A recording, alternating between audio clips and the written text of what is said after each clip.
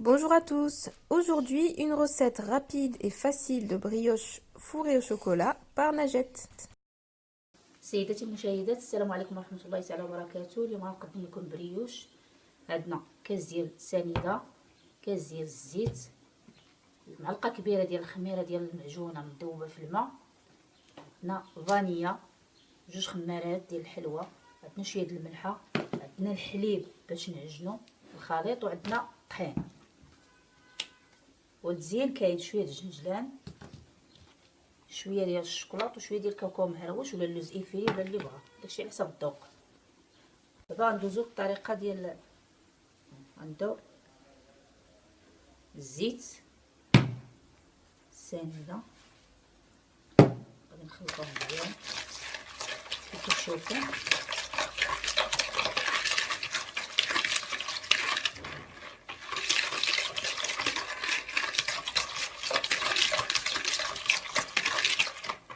دابا غادي نديرو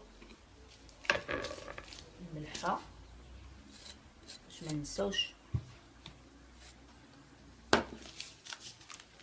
وفاني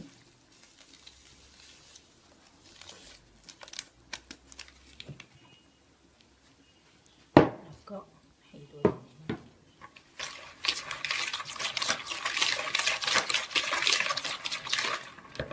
دابا نشوفو الخميره ها هي دايبه هكا مزيانه.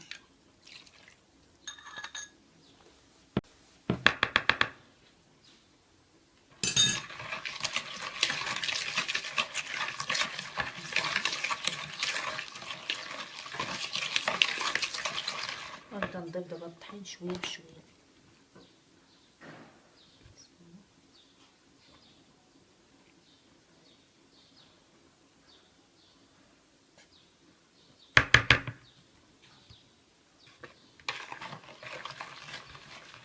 وغنبدا نخلط شويه الحليب شويه بشويه حتى نكمل هكا. نديرو هاد الطريقه هكا باش كتجي مدلوكه وكتجي خفيفه، كتجي مدلوكه وخفيفه هكا. نلوحو خميره الكاطو.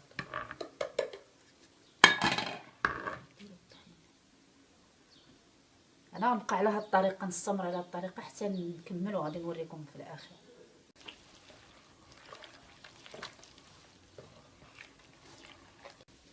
ومن بعد ما عجناها كتجي مرخوفه على هذا الشكل هذا. شوف كي داير، كتكون مرخوفه، وكنكونوا موجدين معنا شويه ديال الزيت، وغنخليوها دابا تخمر واحد نص ساعه تيضاعف الحجم ديالها، ومن بعد غادي نرجعوا نوريكم كيفاش كديروا لها. ودابا من بعد ما خمرت لنا العجينه كيف كتشوفوا على هذا الشكل، غادي ندهنوا يدينا بالزيت، غادي ناخذوا شويه بحال هكا، غادي ناخذوا طريفه الشكلاط هكا هادشي كيف كتشوفوا هكا، وغادي نقادوه هكا. ها هو غادي نخرجوا على شكل كريسات اللي بغينا، اللي بغا الكبار يديروا، اللي بغا الصغار يديروا، اللي بغا متوسطين، وكيجيو على هذا الشكل هذا. هما ساهلين، اللي بغا يدير ضفيره يديرها، اللي بغا يدير ورده يديرها، وكتجي زوينه وبصحه وراحه. ملي طيبوا غنرجعوا ثاني نشوف. ودابا بعد ما خمروا كندهنهم كيف كتشوفوا في الصفر، بصفرة البيض بحال هكا.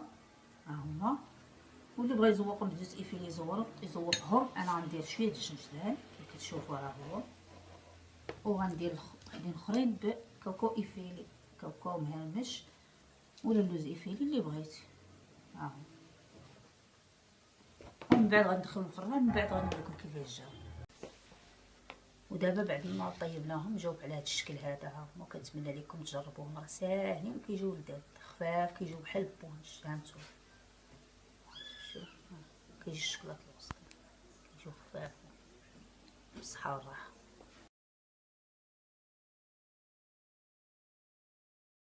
Pour les ingrédients, on a un verre de sucre,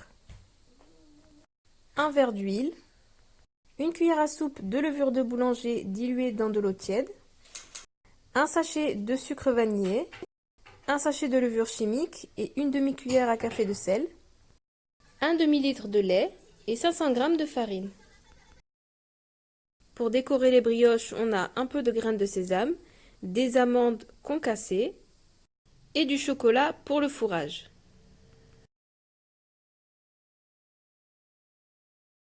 Dans un récipient, on commence par bien mélanger le sucre avec l'huile.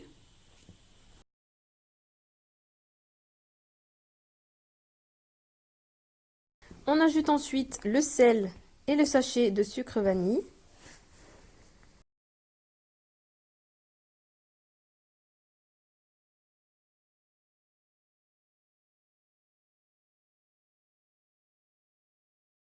On remue à nouveau et on ajoute la levure de boulanger.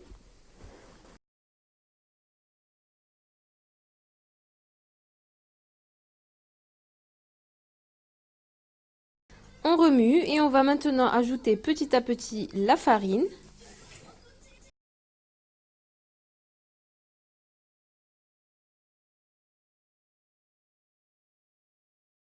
Et j'ajoute de la même manière une petite quantité de lait.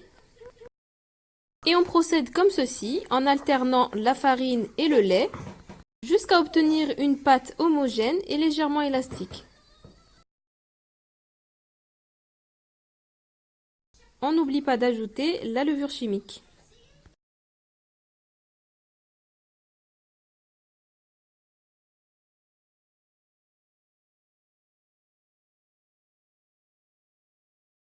Voilà la texture de la pâte une fois mélangée. Elle doit être molle et élastique. On va maintenant la laisser reposer jusqu'à ce qu'elle double de volume. Une fois reposée, on va dégazer la pâte et on va commencer à couper des petites boules à l'aide d'huile de tournesol.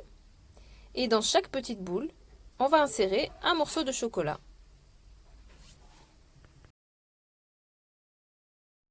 On procède ainsi jusqu'à finir toute la quantité de la pâte.